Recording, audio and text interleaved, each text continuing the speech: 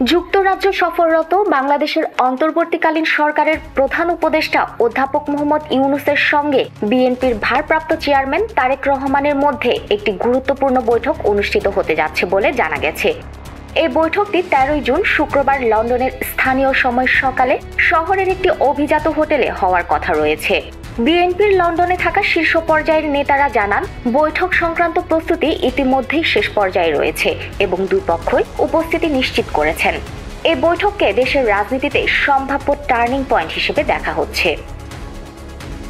এই বৈঠক এমন এক সময়ে অনুষ্ঠিত হতে যাচ্ছে যখন বাংলাদেশের রাজনৈতিক অঙ্গন চরম উত্তেজনার মধ্য দিয়ে যাচ্ছে। আগামী জাতীয় সংসদ নির্বাচন, সেই নির্বাচনকে কেন্দ্র করে নির্বাচনকালীন সরকার কাঠামো, বিরোধী দলের অংশগ্রহণ নিশ্চিত করা, ভোট গ্রহণ পদ্ধতির নিরপেক্ষতা এবং সমান সুযোগের নিশ্চয়তা, এসব বিষয় ঘিরে সরকার ও বিএনপির মধ্যে মুখোমুখি অবস্থান সৃষ্টি হয়েছে।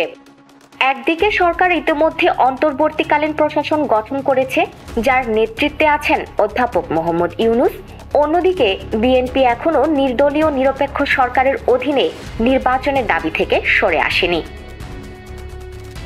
বিএনপির ঘনিষ্ঠ সূত্র বলছে, তারেক রহমান এই বৈঠকে কয়েকটি গুরুত্বপূর্ণ রাজনৈতিক দাবি ও প্রস্তাব উপস্থাপন করতে পারেন, যার মধ্যে রয়েছে নির্বাচনের নির্ধারিত সময়সীমার স্পষ্টতা, প্রশাসনের নিরপেক্ষ ভূমিকা নিশ্চিত করা, রাজনৈতিক মামলাগুলোতে বিরোধী দলের নেতাকর্মীদের হয়রানি বন্ধ করা এবং সমান নির্বাচনী মাঠ তৈরির জন্য উপযুক্ত পরিবেশ সৃষ্টি করা।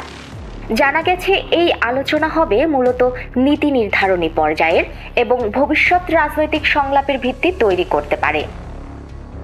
অন্যদিকে অধ্যাপক ইউনূস দায়িত্ব নেওয়ার পর দেশে বিদেশে বিভিন্ন পক্ষের সঙ্গে সংলাপ চালিয়ে যাচ্ছেন। এরই ধারাবাহিকতায় তিনি ব্রিটিশ পার্লামেন্টের সদস্য, ইউরোপীয় ইউনিয়নের প্রতিনিধি এবং আন্তর্জাতিক কূটনৈতিক মহলের বিভিন্ন গুরুত্বপূর্ণ ব্যক্তিদের সঙ্গে সাক্ষাৎ করেছেন।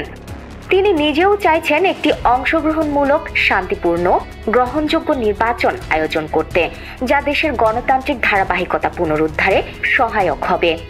ফলে তারেক রহমানের সঙ্গে এই বৈঠককে অনেকেই মনে করছেন একটি কৌশলগত পদক্ষেপ, যার মাধ্যমে বিরোধী দলের সঙ্গে কার্যকর যোগাযোগের দ্বার উন্মুক্ত হতে পারে। রাজনৈতিক বিশ্লেষকদের মতে এই বৈঠকের তাৎপর্য বহুমাত্রিক। একদিকে এটি অধ্যাপক ইউনূসের প্রশাসনের পক্ষ থেকে বিরোধী দলের প্রতি একটি বার্তা যে তারা সংলাপ ও আলোচনার মাধ্যমে সমস্যার সমাধানে আগ্রহী। অন্যদিকে বিএনপির পক্ষ থেকেও এটি একটি কৌশলগত অংশগ্রহণ, যার মাধ্যমে তারা নিজেদের অবস্থান স্পষ্ট করতে পারবে এবং আন্তর্জাতিক মহলকে দেখাতে পারবে যে তারা আলোচনার পথ খোলা রাখতে চায়। বিএনপির অনেক নেতাই মনে করছেন এটি দলের জন্য একটি সুযোগ, সরকারের সঙ্গে না হলেও অন্তর্বর্তীকালীন প্রশাসনের মাধ্যমে নিজেদের দাবিসমূহ উপস্থাপনের। তারেক রহমান যেহেতু 1 দশকেরও বেশি সময় ধরে লন্ডনের রাজনৈতিক নির্বাসনে রয়েছেন এবং সরাসরি দেশের রাজনীতিতে অংশগ্রহণ করতে পারছেন না, তাই তার এই বৈঠক শুধু ব্যক্তিগত সৌজন্য সাক্ষাৎ নয়, বরং রাজনৈতিক ভবিষ্যতের দিক নির্দেশক এই ঘটনা হিসেবেই দেখছে বিএনপি। অন্যদিকে সরকার সমর্থিত মহলের কেউ কেউ এই বৈঠকের উদ্দেশ্য নিয়ে সংশয় প্রকাশ করেছেন।